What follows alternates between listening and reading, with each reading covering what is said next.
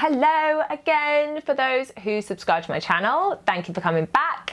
And for those who are new, I am Ches Taylor and I am a saxophonist, despite the fact that I am sitting next to a bastardized trumpet. But yeah, I actually play the saxophone. If you haven't checked out some of my videos, you might want to have a little scroll through some of the playlists and see if there are some tunes that are good for you. Today I am talking instead of playing because I wanted to tell you about some of the saxophonists that have been the biggest influence to me, because I'm a really big believer in listening. I think that is genuinely how I got my voice as a sax player. So here are some of my biggest influences. It's not necessarily that they're the most amazing sax players in the industry ever and they've got all the best tricks. It's that they gave me something that sort of shaped the direction of where I went as a player. So, first up, number 10, Stan Getz. Yeah, bit of a ledge. That tone on tenor, just blows my mind, and I feel like my life goal will be to make my tenor sound more like Stan Getz. Just such beautiful tone and control, and that's what I loved about him. Next up, ding ding, Dave Sanborn. You cannot argue with Dave Sanborn. I mean, he just plugs out all of the cheesy sax licks. He is my guy for licks. Like, I can recognize when he's playing, because he's almost like, maybe I've got a habit of saying like a lot. You know, when people have got habits and they come out with the same phrases, like you'll hear me say awesome a lot. He's got these musical phrases that he uses time and time again, but they're not annoying, they're just part of his character. And he kind of, the more I listened to him, the more I realized it was okay to have a limited vocabulary, but use it well. And then you can make your own style and your own voice. So big thumbs up to Davey, baby. Next up, number 8, Gerry Mulligan. I can't not mention Gerry Mulligan. Now, this is terrible because I actually don't listen to a lot of his stuff. It's not really my vibe. But oh my God, what he does is so incredible. I'm not really a Barry player, but I've got a few very close friends who are, and they all love him because it's just so rare to have a Barry player that really solos like that. I kind of see it as, you know, it's such a big, cumbersome instrument. It's almost like asking an elephant to dance, but he rocks it. He is just such a cool dude, and he had to make the list.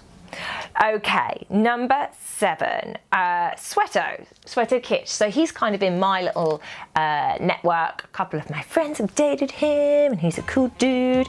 But I just like that he's managed to kind of push boundaries a little bit by making the sax much more kind of hip-hop R&B. And he's brought it on the circuit. He plays Ronnie's all the time. I've seen him a few times there. And I really like that he's he has successfully curved jazz and hip hop into one genre. And I think that's really cool. So good one, Soweto. Next up, number 6, Michael Brecker. Oh my God, if I could move as fast as that, like some skunk funk. In fact, I'll cross-reference. I did a tutorial on dexterity and how to get your fingers moving faster. And I used some skunk funk as my example of that. Like Michael Brecker, he can move. He's like the equivalent of, what's it called? Is it in Wacky Races? What's it called? The Road Runner. He's like the equivalent of like, bop, bop, shoot, and he's gone. Like anyway, amazing. He's number 6. Number 5. Okay, now this one's an unusual one. Branford Marsalis. So he made my list just because I really love Sting, as it is. I think my dad loved him and I love my dad, so therefore I was brought up with this music and I just thought this music was the best thing ever because my dad liked it. And I just think anyone that can make the soprano sound beautiful is winning at life.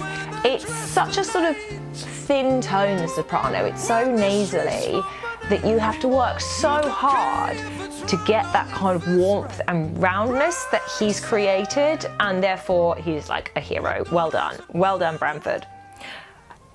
Okay, so number 4, this one, you probably, like, none of you will have heard of him, but he's really important to me. Nigel Hitchcock. He was kind of all over the 80s and 90s, like any kind of 90s song where there's a big sax solo in the middle, it was probably him, like Take That and all that. He was like kind of the session guy. Yeah, I've had a couple of lessons with him, and the first like masterclass I had with him, he came to see me and we did like 3 hours, and it was amazing, and I was in the moment, and everything he was giving me was really great teacher, like really non-patronizing, said things in a coherent way that I could understand, and we had a really good jam session. It was amazing. And then, you know, when he left, I closed the door, and then I wept, and I was like, oh my God, I'm never going to be able to play like that. Like, he was just such an effortless musician. And then I got a grip, and and I practiced really hard, and hopefully, hi Daddy Nige, hopefully I'm, you know, progressing more to that level now. But I mean, just the way he soars around his altissimos as though they are effortless, just like normal notes. He just moves around them so quickly. His dexterity is amazing. His poppy sound is just fat with a PH. Like, he's got this amazing tone, and I want to be him. And maybe one day I will get a sound as big and fat as that, but I just love his style. Love your style, Nige.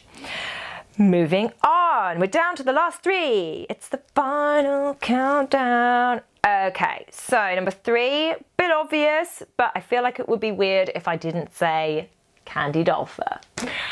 So, you know, she's representing. I love her funk style. Her solos are really melodic and like just really appealing solos. She's a people person, isn't she? You can tell that she almost plays under her ability, so that it's beautiful to listen, for anyone to listen to. I feel like a lot of sax players, they end up with so much knowledge and so much understanding of sort of jazz and scales and harmony that it's almost like they want to get it all out to show you. So if you were painting a picture, it would be like using all of the colours, because I have all of the colours. And Candy is like a really understated sax player, and she just presents really gorgeous, beautiful music with a really strong tone, and I think she's entirely fabulous. 10 out of 10 for Candy. Next up, number 2, Charlie Parker. And again, I know it's obvious, but he is a bit of a hero of mine. So I've got obviously played all of the Omnibook, and I teach all of my pupils all of the Omnibook, and it is one of the best transcriptions written of all time, and I love studying it. I love going through and being like, okay, I see what you've done there. And some of the tricks and things he does, like his understanding of harmony is just incredible. And I'm sure you already know a bit about his story. If you don't, I'm just going to tell you a little bit. Like, what I really liked about him is that, you know, he thought he had a little toot, thought he was all right, the sax, came on like the jazz scene, did an open mic night, and basically got laughed off the stage. They're like, you can't play. And do you know what he did? Instead of being like, okay, maybe I'll just drive taxis, or, you know, be an accountant or something. No offense if you do those. I mean, they are very useful jobs. We need you in society. But instead of doing that, he took himself off for like 7 years and just practiced for 8 hours a day. I don't think it was 7 years, but he just practiced his little fingers off for years, and came back into the circuit and blew everyone's minds. And now he's just one of the most infamous and reputable sax players of all time. What a guy. There's a film about him actually called Bird. And yeah, you should watch it, because all these bird references, I don't know whether you know, he was called Bird, and he writes songs called like Ornithology and stuff, and Yardbird Suite, and There's all those references. That all comes up in the film and about his story, and it's just a really great film. So I'll put a link to that in the description box for this as well. Okay, so we're down to the last one. Yeah, my favourite sax player and the person that I would just do anything to be able to play like is Maceo Parker. He's so cool. I mean, all of my tricks come from him, so pretty much all of my licks I've stolen from him. Or false fingerings, anything like that, I've pinched from Maceo Parker. Candy Dulfer pinched loads from him. I'm sorry, Candy, but cool, you know, that's how it is. And just his tone, all the sort of the poppy articulation he puts on it. I don't know how he does that, but it's amazing. And he just bends all the notes, all of it. I love his style. He makes me excited when I'm listening to him, and his grooves and his writing is just so awesome. And then he gets on the mic and he's an incredibly cool dude as well. So he's my number one. I'd be very surprised if I changed my mind on that anytime soon. Love his style. Hope all of those were useful. Again, get out there, get listening, have it on while you're driving, have it on while you're walking, have it on while you're running, have it on while you're on public transport. And the more you listen, the more you'll absorb all of these styles. And let me know who your favourite players are as well. We've got a comments box. I love hearing from you. Tell me who your favourite is, who I've missed that you think should have been on that list. And I will see you in the next video. Catch me on Twitter, Instagram, all those things. I guess that's it. Bye! So I am serious about this subscribing thing. Hit that button. Do it. Do it, or I'll drop you back. I will. I'll do it.